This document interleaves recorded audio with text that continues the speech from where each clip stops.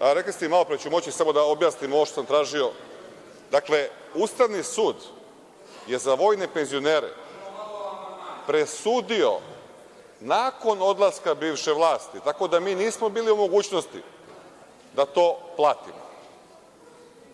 Znači, to je.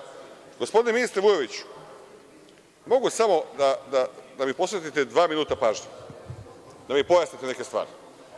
Za vas je 1 dinar po flaši pića ništa. Slažemo se. 1 dinar je ništa.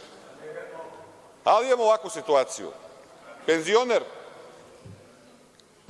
koji ima 20.000 platu dobio je 300 dinara povećanja.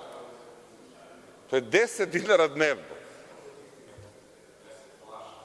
10 dinara dnevno. A uzećete mu, znate koliko? 500 dinara mesečno na taksu za televiziju. Je li tako? Kažite, je li tako? Taksa za televiziju koja se uvodi će biti 500 dinara. Molim vas, malo po amandmanu, gospodine Šutanovac. Amandman je u vezi sa tim 1 dinarom, kako kaže ministar, to je ništa. 1 pivo je ništa, isto tako. Verujte mi, za ljude koji piju... Pa gospodin ministar nije pominjao 1 dinar, nego 64 pare, ako se ja dobro sećam. Dinar, ceo dinar je rekao. Nije ceo dinar. A po flaši? A ne. Gospodin Antiću, neću da pričam ko koliko pije, ja ne pijem.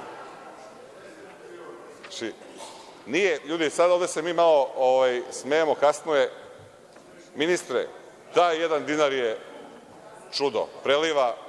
Preliva ta kap čašu, verujte mi. Verujte mi. Znači, imam razumevanja...